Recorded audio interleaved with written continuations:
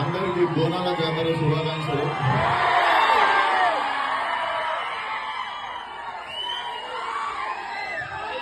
ఈరోజు డ్రైవే కానీ స్టాక్ చేసి పెట్టుకున్నాం.